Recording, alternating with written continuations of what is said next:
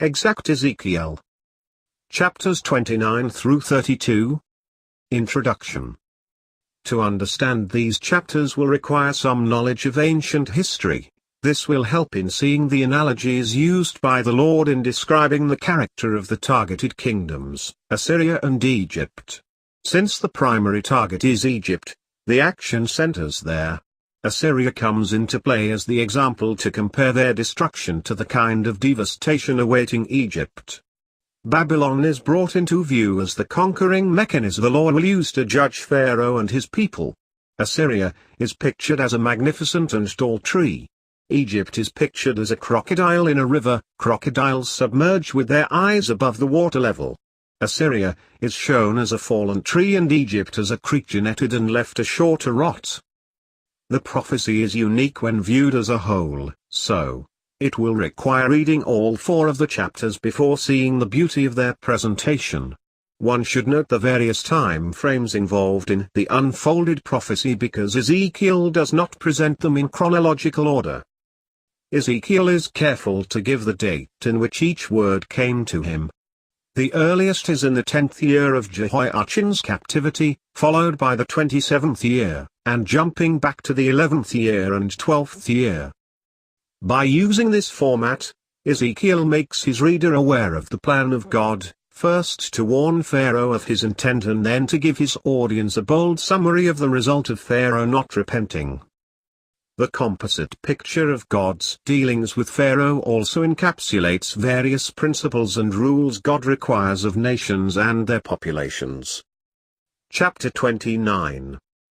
Ezekiel chapter 29 verses 1 and 2. On January 7, during the 10th year of King Jehoiachin's captivity, this message came to me from the Lord, Son of man. Turn toward Egypt and prophesy against Pharaoh the king and all the people of Egypt. First, how could someone on the river Chebar, in captivity and living among the enslaved, be able to go and confront Pharaoh and address his people? However, this is never the case with the word of the Lord. It always goes to the ones to whom it is sent. Speculatively, there might have been Babylonian officials present who would have been very interested in this prophecy. Perhaps there were others who traveled to Egypt and would carry the message. Better still, once it was verbalized by the prophet, that word went to Pharaoh and his people by the Spirit. Ezekiel gets to repeat this message several times throughout these 4 chapters, which precedes the actual event by several years, thus, giving time for repentance. The repetition of this message serves as a statement of intent and fact. Over and again, the Lord declared, He is the enemy for which no army can defeat. When a nation is repeatedly told a judgment is coming, there comes a time for the execution of the intent. Ezekiel chapter 29 verses 2 through 5. Give them this message from the sovereign Lord, I am your enemy, O Pharaoh, king of Egypt, you great monster, lurking in the streams of the Nile. For you have said, the Nile River is mine, I made it for myself. I will put hooks in your jaws and drag you out on the land with fish sticking to your scales. I will leave you and all your fish stranded in the desert to die. You will lie unburied on the open ground, for I have given you as food to the wild animals and birds. Once before, God destroyed the army of Pharaoh, so they knew he could. The Exodus slowed the growth and power of Egypt for a time, but they flourished again. Now, they will not be restored as a world power. When the people of the land see their God in disarray, there will be no more worship and support. Ezekiel chapter 29 verses 6 through 9. All the people of Egypt will discover that I am the Lord, for you collapsed like a reed when Israel looked to you for help. Israel leaned on you, but like a cracked staff, you splintered and stabbed her in the armpit. When she put her weight on you, you gave way, and her back was thrown out of joint. So now the sovereign Lord says, I will bring an army against you, O Egypt, and destroy both people and animals. The land of Egypt will become a desolate wasteland, and the Egyptians will know that I am the Lord. In this passage, a single reason is given: Israel looked to you for help. Israel leaned on you and you failed them. Egypt did not keep their word to God's people. To forsake God's people is to forsake Him. God's people are His family. Ezekiel chapter 29 verses 9 through 12. Because you said, "The Nile River is mine, I made it, I am now the enemy of both you and your river. I will utterly destroy the land of Egypt, from Mijdal to Aswan, as far south as the border of Ethiopia. For 40 years not a soul will pass that way, neither people nor animals. It will be completely uninhabited. I will make Egypt desolate, and it will be surrounded by other desolate nations. Its cities will be empty and desolate for 40 years, surrounded by other desolate cities. I will scatter the Egyptians to distant lands." I believe their 40-year term was payback for the evil influence of golden calves and the price paid by Israel in the 40-year wilderness wandering. Nonetheless, it basically means a generation passes by in that length. Notice, the land will be completely uninhabited, desolate, surrounded by other desolate nations. Egypt is to be scattered just like the 10 tribes were scattered to other nations. It is significant that the true creator of the Nile, Egypt's central economic attribute, refused to share his glory. Ezekiel pinpoints the areas of Mijdal and Aswan. Mijdal housed a central military fortress. Its lookout tower was famous. From their position, at the head of the Nile, if they traveled all the way to Aswan, they would encompass the whole nation. Ezekiel chapter 29 verses 13 through 16. But the sovereign Lord also says, "At the end of the 40 years I will bring the Egyptians home again from the nations to which they have been scattered. I will restore the prosperity of Egypt and bring its people back to the land of Pathros in southern Egypt from which they came. But Egypt will remain an unimportant, minor kingdom. It will be the lowliest of all the nations, never again great enough to rise above its neighbors. Then Israel will no longer be tempted to trust in Egypt for help. Egypt's shattered condition will remind Israel of how sinful she was to trust Egypt in earlier days. Then Israel will know that I alone am the sovereign Lord." Egypt, to this day, suffers under the curse of God. When the Lord uses "never again," then there is no recourse. Israel would never again put their trust in Egypt. Ezekiel introduces now a prophecy given 17 years later. This word is highly definitive and explains why God is allowing Nebuchadnezzar to conquer Egypt. Not only does he bring judgment on Egypt, but God pays the king of Babylon for being his instrument against Tyre. Yes, God uses pagan, unredeemed sources to accomplish his will. Ezekiel chapter 29 verses 17 through 20. On April 26, during the 27th year of King Jehoiachin's captivity, this message came to me from the Lord: "Son of man, the army of King Nebuchadnezzar of Babylon fought so hard against Tyre that the warriors' heads were rubbed bare and their shoulders were raw and blistered. Yet Nebuchadnezzar and his army won no plunder to compensate them for all their work. Therefore, this is what the sovereign Lord says: I will give the land of Egypt to Nebuchadnezzar, king of Babylon. He will carry off their wealth, plundering everything they have to pay his army. Yes, I have given him the land of Egypt as a reward for his work, says the sovereign Lord, because he was working for me when he destroyed Tyre." Encouragement came into Israel's captive camp when the Lord added this promise. Ezekiel chapter 29 verse 21. "And the day will come when I will cause the ancient glory of Israel to revive, and then at last your words will be respected. Then they will know that I am the Lord."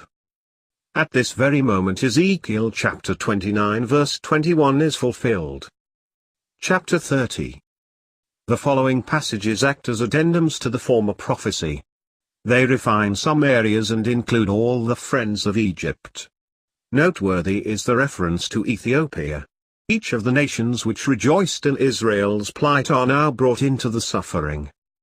A principle is set in order: it matters with whom one associates. Whether alignment with a church, a political party, a social cause or a friendship fellowship, it can lead one into judgment with those sources if they enter into judgment. It pays for the Christian to scrutinize his or her associations, for the early disciples paid attention to theirs. The following passage indicates those who were aligned with Egypt shared their dismay. Ezekiel chapter 30 verses 1 through 9. This is another message that came to me from the Lord, Son of man, prophesy and give this message from the sovereign Lord, weep, for the terrible day is almost here, the day of the Lord. It is a day of clouds and gloom, a day of despair for the nations. A sword will come against Egypt, and those who are slaughtered will cover the ground. Their wealth will be carried away and their foundations destroyed. The land of Ethiopia will be ravished. Ethiopia, Libya, Lydia, and Arabia, with all their other allies, will be destroyed in that war. For this is what the Lord says, all of Egypt's allies will fall, and the pride of their power will end. From Migdol to Aswan they will be slaughtered by the sword, says the sovereign Lord. Egypt will be desolate, surrounded by desolate nations, and its cities will be in ruins, surrounded by other ruined cities. And the people of Egypt will know that I am the Lord when I have set Egypt on fire and destroyed all their allies. At that time I will send swift messengers in ships to terrify the complacent Ethiopians. Great panic will come upon them on that day of Egypt's certain destruction. Economy and trade took place because of the Nile. Crops were watered because of its overflow and proximity. The major cities of the Pharaoh were planted and developed along the banks of the Nile. Rich soil was replenished because of the Nile. Transportation between cities and major points of industry traveled the Nile. Huge residences and beautiful settings were along the banks of the Nile. Wealth was garnered because of taxation for those using its resources. One command, Nile River, dry up, and God had the attention of a nation. The Nile obeyed the command of its creator. Egypt's economy dried up. Ezekiel chapter 30 verses 10 through 12. For this is what the sovereign Lord says, through King Nebuchadnezzar of Babylon, I will destroy the hordes of Egypt. He and his armies, ruthless among the nations, have been sent to demolish the land. They will make war against Egypt until slaughtered Egyptians cover the ground. I will dry up the Nile River and hand the land over to wicked men. I will destroy the land of Egypt and everything in it, using foreigners to do it. I, the Lord, have spoken. When Solomon married the daughter of Pharaoh, her paganism came with her, for he built shrines to her gods outside Jerusalem. By now, the gods of Egypt were ingrained in the Hebrew children's culture. They cast into a golden calf the wealth they took from Egypt centuries earlier. Judgment came upon Egypt because of their idols. Ezekiel chapter 30 verses 13 through 19. This is what the sovereign Lord says, I will smash the idols of Egypt and the images at Memphis. There will be no rulers left in Egypt, anarchy will prevail throughout the land. I will destroy Pathros, Zone, and Thebes, and they will lie in ruins, burned up by my anger. I will pour out my fury on Pelusium, the strongest fortress of Egypt, and I will stamp out the people of Thebes. Yes, I will set fire to all Egypt. Pelusium will be racked with pain, Thebes will be torn apart, Memphis will live in constant terror. The young men of Heliopolis and Bubastis will die in battle, and the women will be taken away as slaves. When I come to break the proud strength of Egypt, it will be a dark day for Tahpanhes, too. A dark cloud will cover Tahpanhes, and its daughters will be led away as captives. And so I will greatly punish Egypt, and they will know that I am the Lord. Tahpanhes was a royal city and a resort of Pharaoh. It was also the destination of the renegades who had escaped the ravages of Jerusalem under Babylon's siege. The illiterate, poor trash of society voted to leave Israel, against the protest of the prophet Jeremiah, and head to Egypt. They overruled Jeremiah and lied to him. Jeremiah actually gave his final prophetic word in Tahpanhes, where those unbelievers eventually built a substitute temple. Really, they escaped nothing. Babylon was given Egypt as reparation by the living Lord. Also, Egypt in Tahpanhes was ravished again by Alexander the Great. Turning back in time from the 27th year, and returning to the 11th year, Ezekiel sews together the earlier prophecies with this latter detailed judgment.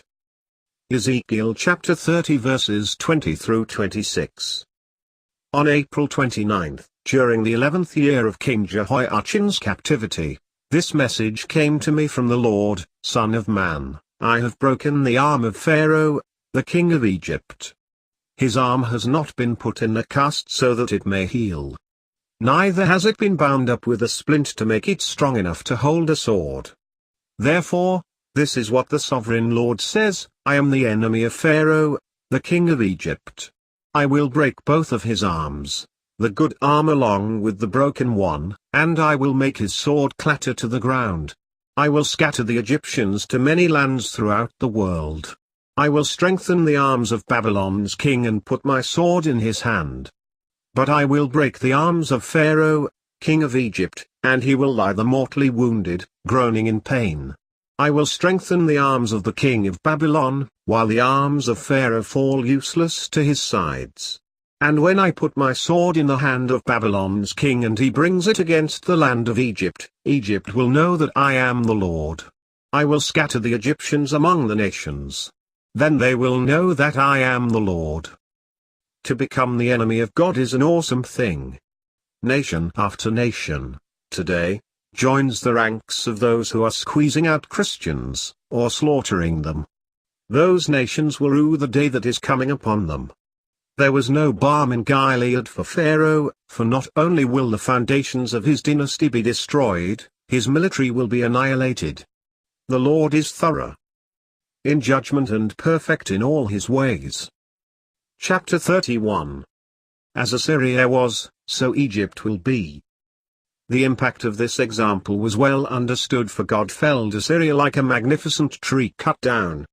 Once filled with glory, in a time preceding Ezekiel, they flourished under Sennacherib's mighty power. The kingdom of Ur once was a glowing empire, built upon prosperity and pride.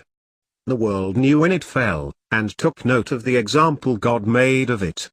Likened to the mightiest of trees in the garden of God, Eden, this prophecy noted that even the most favored nations are still subject to the hand of the Lord. To compare their fall to Egypt should have sent chills down Pharaoh's spine. However, 16 years later, nothing had changed. Again, the Lord instructed Ezekiel to address the nation of Egypt and single out Pharaoh and include his citizen supporters. Geographically and politically, the command would seem like an impossible task, but not to believing Ezekiel. His intonation traveled like an echo in the canyon of time, and Egypt got the message. Notice, this message was less than 2 months since the last prophecy. Ezekiel chapter 31 verses 1 through 9.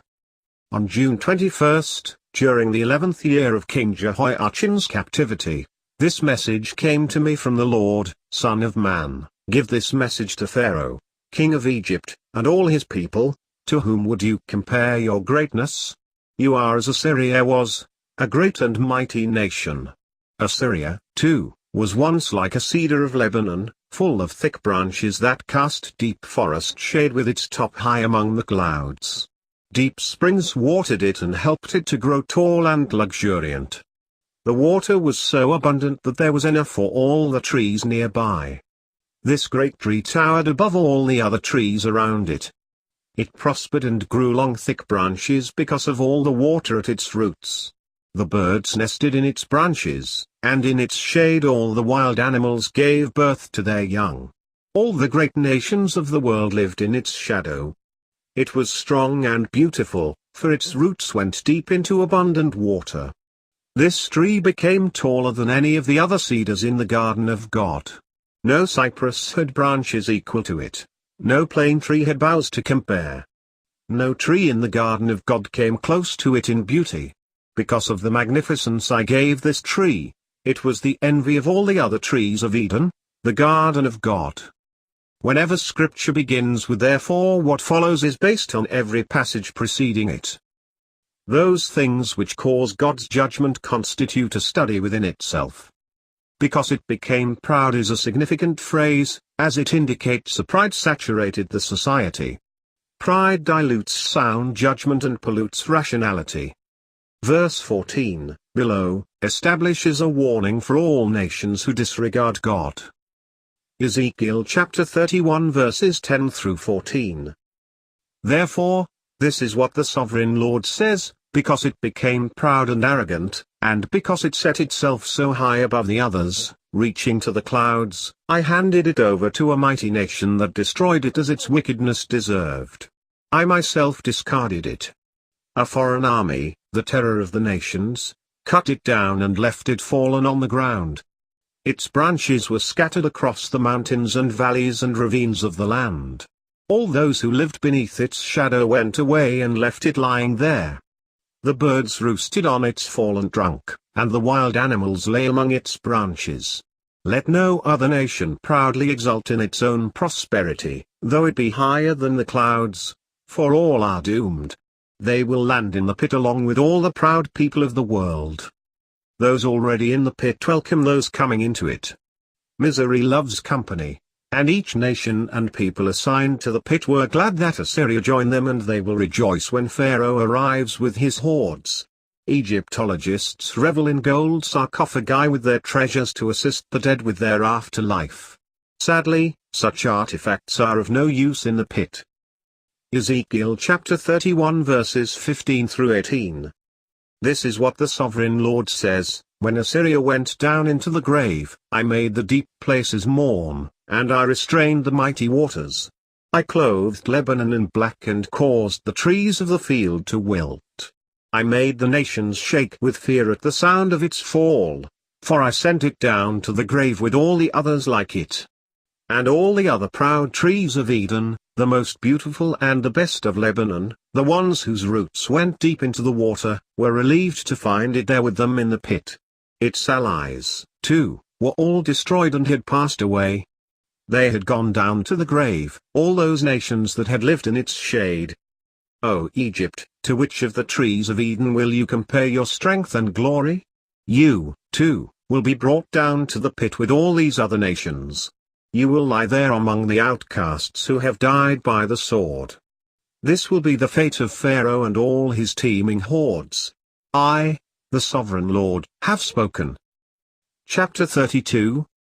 About 9 months after the former word, Ezekiel receives another message for Pharaoh. The proud king of one of the mightiest empires views himself as a lion. God sees him as a worn-out crocodile laying in the Nile stirring up mud with his feet, quite a contrast. Ezekiel chapter 32 verses 1 and 2. On March 3, during the 12th year of King Jehoiachin's captivity, this message came to me from the Lord, Son of man. Mourn for Pharaoh, king of Egypt, and give him this message. You think of yourself as a strong young lion among the nations, but you are really just a sea monster, heaving around in your own rivers, stirring up mud with your feet. Beginning with therefore, our signal to heed what follows, the Lord reveals the breadth of this disarray. The heavens will answer his call for Pharaoh's judgment. The nations will heed his call. The animals will answer his beckon. The earth will respond in kind. The extent of the foreign invasion will go beyond the capability of man to fathom it. Nothing has been like this judgment in all historical recordings. So brutal will be the offing that to write of it would be futile. The horror of it will break the mind and will of all who witness it. Ezekiel chapter 32 verses 3 through 8.